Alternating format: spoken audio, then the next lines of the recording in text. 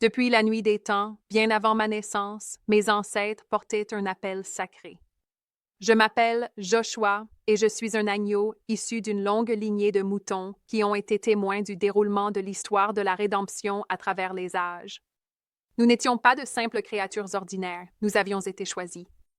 Tout a commencé dans le tout premier jardin, le lieu de paix parfaite, l'Éden. Mais cette paix a été brisée lorsque l'humanité a désobéi à celui qui l'avait créée.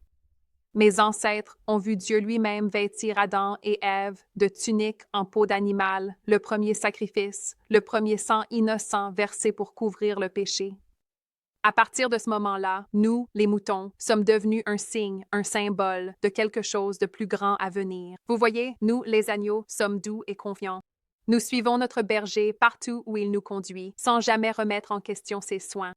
Nous dépendons entièrement de lui pour la nourriture, l'eau et la protection. Nous ne sommes ni forts, ni féroces comme le lion, ni rapides comme le cerf. Pourtant, nous avons été choisis pour représenter quelque chose de précieux aux yeux de Dieu, l'innocence, la pureté et le sacrifice consenti. De nombreuses saisons ont passé et mes ancêtres ont continué à remplir ce rôle sacré. Une nuit, notre troupeau s'est blotti dans le pays d'Égypte où le peuple de Dieu était esclave. L'air était chargé d'anticipation et de peur. Obéissant à l'ordre de Dieu, les bergers parmi eux ont choisi des agneaux sans défaut, les mettant à part.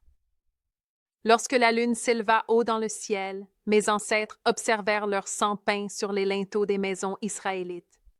Cette nuit-là, l'ange de la mort passa au-dessus de chaque maison marquée par le sang de l'agneau, épargnant ceux qui s'y trouvaient. Dès lors, notre espèce devint les agneaux de la Pâque, le signe du salut et de la délivrance. Les années passèrent, et mes ancêtres parcouraient les collines d'Israël, broutant dans les pâturages sous le regard attentif des bergers. L'un de ces bergers était David, qui devint plus tard un roi puissant. Il nous comprenait bien, appelant le Seigneur lui-même un berger, prenant soin de son peuple comme nous, les brebis, dépendons de nos gardiens terrestres.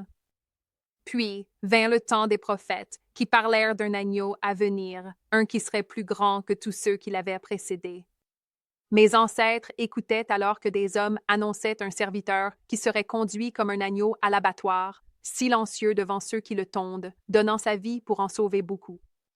Puis un jour il vint. Jean, le prophète dans le désert, s'écria en le voyant, « Voici l'agneau de Dieu qui enlève le péché du monde. » Jean 1, 29. C'était Jésus le promis, l'accomplissement de tous les sacrifices qui l'avaient précédé. Il s'est appelé lui-même le bon berger, mais il était aussi l'agneau, donnant sa vie pour ses brebis. Alors que je me tiens ici maintenant, petit agneau au sein de cette grande histoire, je perçois le privilège de notre espèce. Nous avons été choisis pour porter le message de la rédemption et rappeler au monde l'amour, le soin et le sacrifice ultime de Dieu. D'Éden à l'Égypte, des prophètes à la croix, le fil du sang de l'agneau traverse l'histoire. Et moi, Josué, j'ai l'honneur de transmettre cette histoire. Depuis le commencement au commencement, le monde était entier. Il n'y avait ni douleur, ni peur, ni honte, seulement la douce lumière de la présence de Dieu. Mes ancêtres veillaient sur la terre, paissant librement, tandis qu'Adam et Ève marchaient en harmonie avec leur Créateur. C'était un temps de joie, de paix et d'amour parfait. Mais le murmure de la rébellion s'est glissé dans le jardin. Le trompeur, rusé et cruel, a déformé les paroles de Dieu et semé le doute dans le cœur du premier homme et de la première femme. Dieu a-t-il vraiment dit? La question planait comme une ombre, empoisonnant leur confiance.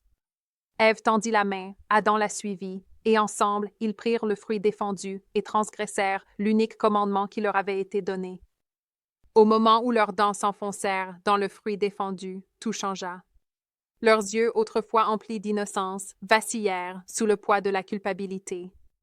Ils se virent tels qu'ils étaient devenus, brisés, honteux et indignes. Mes ancêtres ont vu Adam et Ève s'empresser de se couvrir de feuilles, comme si la simple végétation pouvait dissimuler leurs péchés à celui qui les avait créés. Puis il vint. La voix de Dieu, autrefois si familière, provoquait désormais des tremblements. Il appela leur nom et ils se cachèrent.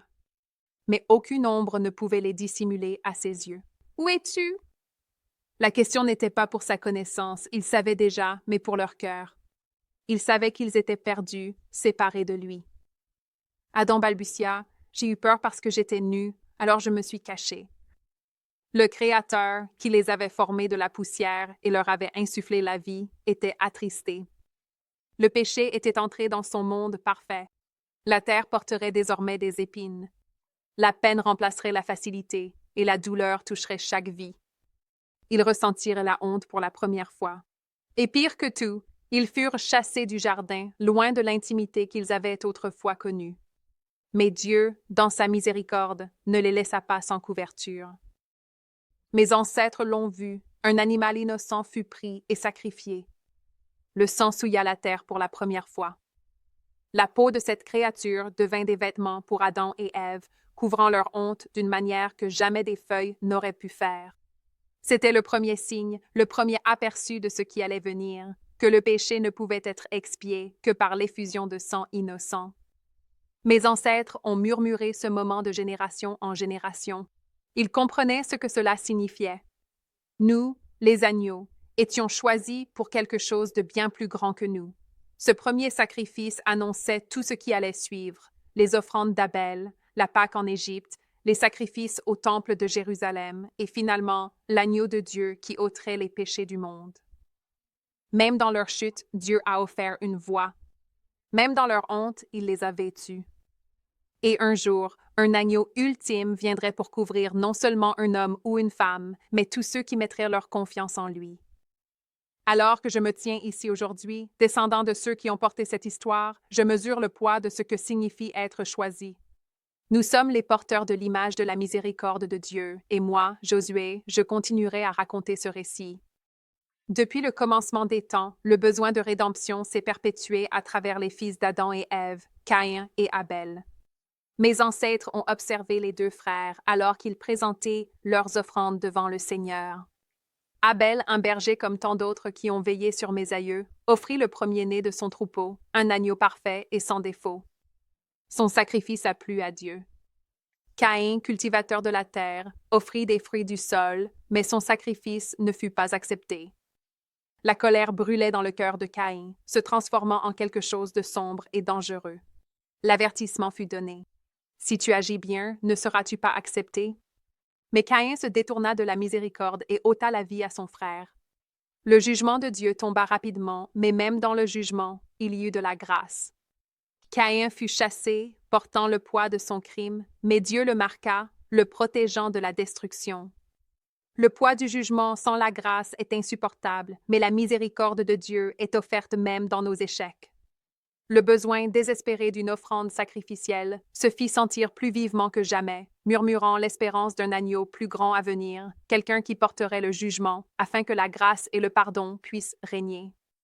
Depuis le commencement des temps, bien avant, des générations après Adam, un homme nommé Abraham marcha avec Dieu. Il fut choisi pour être le père d'une grande nation, le peuple de Dieu. Abraham aimait et obéissait au Seigneur, lui faisant confiance en toutes choses. À cause de sa foi, Dieu fit une alliance avec lui, promettant que ses descendants seraient aussi nombreux que les étoiles. Un jour, Dieu mit la foi d'Abraham à l'épreuve, lui ordonnant de sacrifier son fils bien-aimé, Isaac. Mes ancêtres tremblaient alors qu'Abraham et Isaac gravissaient la montagne où Dieu avait dit à Abraham de faire le sacrifice. Isaac portait le bois pour l'offrande. Isaac demanda « Où est l'agneau pour l'holocauste ?» Abraham répondit « Dieu pourvoira. » Abraham obéit parce qu'il avait confiance que Dieu pouvait même ressusciter les morts. Hébreux 11, 19. Au moment où Abraham leva le couteau pour tuer son fils, une voix s'écria « Ne porte pas la main sur le garçon. » Un bélier était pris dans un buisson, la provision de Dieu. Cela annonçait en avance le sacrifice ultime, Jésus, l'agneau de Dieu, qui prendrait notre place. Son nom, Jésus, est la traduction grecque de Josué, le même nom que je porte. La signification de ce nom est le salut de Dieu. La promesse s'accomplit en Jésus et le plus grand des substituts est donné. Depuis le commencement des temps, bien après Abraham, ses descendants devinrent une grande nation, comme Dieu l'avait promis. Le petit-fils d'Abraham, Jacob, que Dieu a renommé Israël, eut 12 fils, et de ceux-ci sont issus les 12 tribus d'Israël. mais leur parcours ne fut pas facile. Une grande famine s'abattit sur le pays, et pour survivre, la famille de Jacob se rendit en Égypte, où l'un de ses fils, Joseph, était devenu puissant. Dieu pourvut aux besoins de l'Égypte et des nations environnantes par l'intermédiaire de Joseph, sauvant ainsi beaucoup de gens de la famine. Pendant un temps, les Israélites vécurent paisiblement en Égypte, mais les générations passèrent et le souvenir de Joseph s'effaça. Un nouveau pharaon monta sur le trône, un homme qui ne connaissait pas l'histoire de la façon dont Joseph avait autrefois sauvé le pays.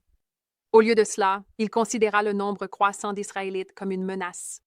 Par peur et par ambition égoïste, il les réduisit en esclavage, les soumettant à un labeur cruel. Le peuple cria à Dieu, et il les entendit. Dieu suscita un chef, Moïse, pour affronter le Pharaon et exiger la libération de son peuple. Mais le cœur du Pharaon s'endurcit et il refusa. Alors Dieu envoya des fléaux sur le pays, 10 grands signes de sa puissance et de son jugement. Les eaux furent changées en sang, des nuées de sauterelles dévorèrent les récoltes, les ténèbres couvrirent le pays, et la maladie se répandit. Chaque fléau abattait l'orgueil et les dieux de l'Égypte, mais le Pharaon refusait toujours de les laisser partir. Puis vint le dernier fléau, le plus terrible de tous. Dieu déclara que tout premier-né en Égypte mourrait, du palais jusqu'à la demeure du plus humble serviteur. Mais il offrit un moyen de salut à son peuple.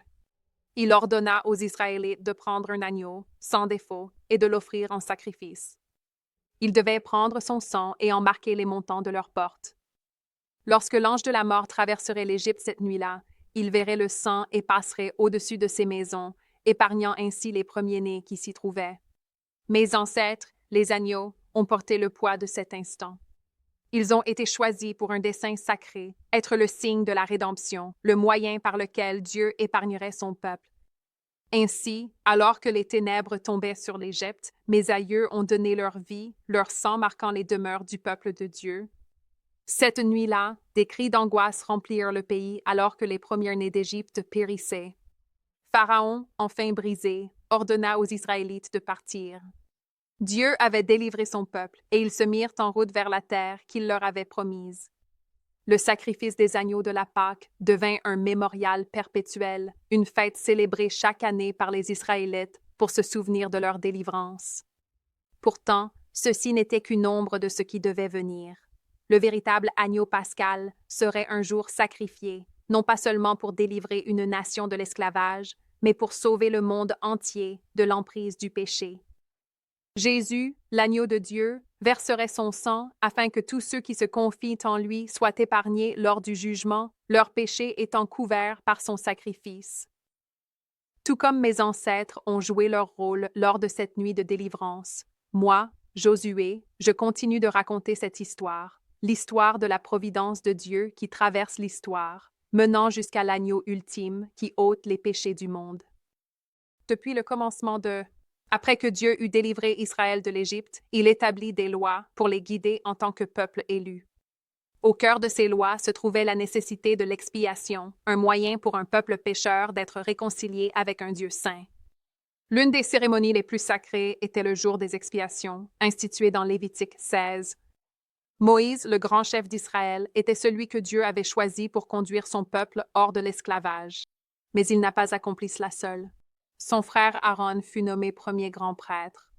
Le rôle d'Aaron était de servir de médiateur entre Dieu et le peuple, en offrant des sacrifices pour leurs péchés.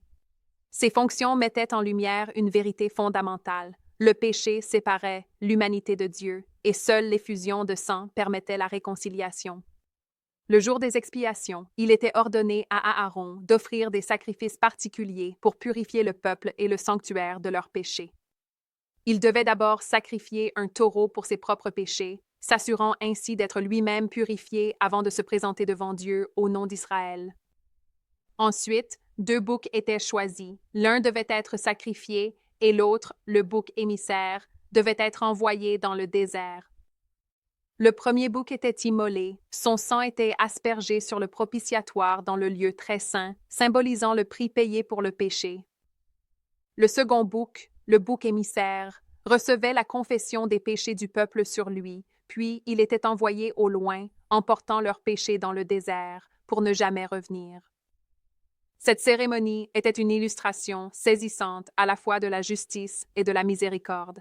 Le sang de l'animal sacrifié montrait que le péché exigeait un paiement, une vie pour une vie. Mais le bouc émissaire démontrait l'éloignement du péché, montrant que, grâce à la provision de Dieu, le peuple pouvait être purifié et libéré. Pourtant, comme tous les sacrifices qui l'avaient précédé, ce n'était qu'une ombre de la véritable expiation à venir. Le sang des animaux ne pouvait jamais ôter le péché de façon permanente. Année après année, le grand prêtre accomplissait ce rituel, et année après année, le peuple se rappelait son besoin de quelque chose de plus grand. Jésus, le grand prêtre suprême, est devenu à la fois le sacrifice et le bouc émissaire pour toute l'humanité.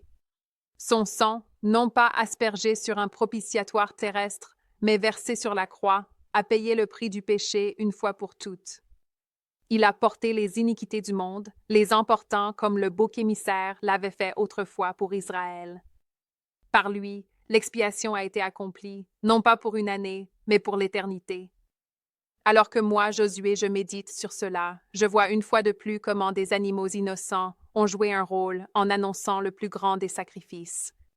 Le jour des expiations n'était pas seulement un rituel, c'était une prophétie. Et en Jésus, cette prophétie s'est accomplie. Depuis le commencement des temps, au commencement, même avant la création du monde, était la parole, et la parole était avec Dieu, et la parole était Dieu. Jésus est la parole. Avant que le monde ne soit formé, avant le premier souffle de la création, Jésus existait. Il était la pleine communication de Dieu envers nous, la véritable essence de la puissance et de la vérité de Dieu. Toutes choses ont été faites par lui, et en lui était la vie, la lumière qui brille dans les ténèbres, une lumière que les ténèbres ne peuvent pas vaincre. Lorsque Jésus a marché parmi nous, il n'était pas un homme ordinaire. Il était pleinement humain et pourtant pleinement divin, la révélation parfaite de Dieu. Il a guéri les malades, rendu la vue aux aveugles et parlait avec une autorité qui étonnait même les plus grands érudits. Mais dès le tout début de son ministère, il a été identifié non seulement comme un enseignant ou un prophète, mais comme quelque chose de bien plus profond, l'agneau de Dieu. Un jour, alors que Jean-Baptiste baptisait des gens dans le Jourdain, il vit Jésus s'approcher. Le moment était électrisant. Avec une clarté prophétique, Jean déclara « Voici l'agneau de Dieu qui enlève le péché du monde. » Jean 1, 29. Ces paroles n'ont pas été prononcées à la légère. Pour le peuple juif, l'image de l'agneau avait une signification profonde. Elle évoquait le sacrifice, l'expiation et la longue histoire du sang innocent versé pour le pardon des péchés. Les disciples de Jean entendirent cette proclamation et suivirent aussitôt Jésus. Il se tourna vers eux et leur demanda « Que cherchez-vous » Ils répondirent « Rabbi, où demeures-tu » Et Jésus les invita « Venez et voyez ». À partir de ce moment-là, ils marchèrent avec lui, apprirent de lui et furent témoins de l'accomplissement de tout ce qui avait été annoncé. Jésus, l'agneau de Dieu, n'était pas simplement un autre prophète appelant à la repentance. Il était l'accomplissement de chaque sacrifice offert sous l'Ancienne Alliance. Il était le plus grand agneau pascal, l'expiation finale, l'incarnation du plan rédempteur de Dieu. Sa mission était claire, donner sa vie afin que tous ceux qui croient en lui soient sauvés. Alors que moi, Josué, je réfléchis à ces événements, je vois comment mes ancêtres ont joué un rôle dans cette grande histoire. Du premier sacrifice dans le jardin aux agneaux pascal en Égypte, du jour des expiations aux paroles de Jean-Baptiste, le fil de la rédemption a toujours conduit à Jésus. Il est l'agneau qui a été immolé et pourtant il vit. Et par lui, tous ceux qui sont perdus peuvent retrouver le chemin de la maison. Depuis le commencement, Jésus, l'agneau de Dieu, n'a pas été sacrifié en vain. Son sang n'a pas été versé pour que nous restions inchangés, vivant dans les ténèbres. Au contraire, son sacrifice nous appelle à une nouvelle manière de vivre, faite de sainteté, de respect et d'amour. L'apôtre Pierre a écrit « Conduisez-vous avec crainte pendant le temps de votre séjour sur la terre, sachant que ce n'est pas par des choses périssables, comme l'argent ou l'or, que vous avez été rachetés de la vaine manière de vivre que vous aviez hérité de vos pères, mais par le sang précieux, comme d'un agneau sans défaut et sans tache, le sang du Christ. » 1 Pierre 1, 17, 19. Si Jésus a payé un tel prix pour nous, alors comment devrions-nous vivre? Nous ne pouvons pas continuer à pécher en ignorant le prix de notre rédemption. Au contraire, nous sommes appelés à marcher dans la lumière, comme nous le dit l'apôtre Jean. Si nous disons que nous sommes en communion avec lui, tout en marchant dans les ténèbres, nous mentons et nous ne pratiquons pas la vérité. Mais si nous marchons dans la lumière, comme il est lui-même dans la lumière, nous sommes en communion les uns avec les autres, et le sang de Jésus, son Fils, nous purifie de tout péché. 1 Jean 1, 6, 7. Marcher dans la lumière signifie vivre d'une manière qui reflète la vérité de l'Évangile. Cela signifie rejeter le péché, confesser nos échecs et tendre vers la pureté et la justice. Cela signifie s'aimer les uns les autres comme le Christ nous a aimés et vivre chaque jour avec une profonde révérence pour la grâce de Dieu. Nos propres œuvres ne nous sauvent pas, mais nos vies devraient être transformées comme preuve de notre salut. Un cœur qui comprend réellement le poids du sacrifice de Jésus désirera le suivre de tout son être. Ce n'est pas un fardeau, mais un privilège, une occasion de vivre comme des enfants de lumière, mis à part pour la gloire de Dieu. Alors que moi, Joshua, je médite sur ces vérités, je vois comment les miens, les agneaux, ont symbolisé l'innocence et le sacrifice à travers l'histoire. Mais Jésus fut le dernier agneau, le sacrifice ultime qui a mis fin à tous les autres. Et grâce à lui, nous sommes libres de ne plus vivre pour nous-mêmes, mais pour celui qui est mort et ressuscité pour nous. Depuis le commencement des temps, au-delà de ce que nos yeux peuvent voir, il y a un trône dans le royaume céleste. Tout autour, une multitude d'anges et d'êtres vivants se prosternent en adoration. L'apôtre Jean a reçu une vision de cette glorieuse réalité et de ce qui devait s'y passer dans l'avenir. Il a écrit au sujet de cette vision dans l'Apocalypse, chapitres 4 et 5. Il a vu la majesté de la présence de Dieu, et dans sa main droite se trouvait un rouleau scellé de 7 sceaux. Un ange puissant proclama « Qui est digne d'ouvrir le rouleau et d'en briser les sceaux ?» Apocalypse 5, 2. Les cieux devinrent silencieux, car nul dans le ciel ni sur la terre ne fut trouvé digne, personne sauf un seul. Alors Jean le vit, l'agneau, debout comme immolé, mais vivant. L'agneau de Dieu, Jésus-Christ, avait vaincu. Parce qu'il a été immolé et qu'avec son sang il a racheté des hommes de toute nation, lui seul était digne de prendre le rouleau et d'en ouvrir les sceaux. Ce moment marqua le début de l'accomplissement du plan de Dieu pour restaurer la création dans sa gloire originelle. Le rouleau contenait les jugements qui mettraient fin à tout mal et inaugureraient le royaume parfait de Dieu. Alors que l'agneau brisait les sceaux, les événements des derniers jours se déroulaient, apportant à la fois justice et rédemption. Le sacrifice de Jésus n'était pas seulement pour le salut, il a assuré son autorité sur toute l'histoire. Sa souffrance et sa résurrection étaient les moyens par lesquels il apporterait le jugement final aux méchants et la restauration parfaite aux justes. L'agneau qui a été immolé est maintenant le roi qui règne. En réponse, les cieux éclatèrent en louange. Digne est l'agneau qui a été immolé de recevoir la puissance, la richesse, la sagesse, la force, l'honneur, la gloire et la bénédiction. Apocalypse 5, 12. Toute la création s'est jointe au chant, car enfin, l'agneau allait renouveler toutes choses. Alors que moi, Josué, je médite sur cette grande vérité, je vois l'ensemble de l'histoire que j'ai racontée. Du premier sacrifice en Éden jusqu'au triomphe final de l'agneau, l'histoire de la rédemption a traversé toute l'histoire. Jésus, l'agneau parfait, n'est pas resté dans la mort. Il vit et règne, et un jour, il reviendra pour achever ce qu'il a commencé, essuyant toute larme et restaurant toutes choses à leur juste place. Jusqu'à ce jour, je continue de raconter cette histoire, proclamant la victoire de l'agneau qui a été immolé et qui règne désormais pour toujours. Depuis le commencement des temps, l'histoire de l'agneau ne s'achève pas avec son règne. Elle se poursuit dans l'éternité, où son peuple, son épouse, est pleinement restauré et demeure avec lui pour toujours.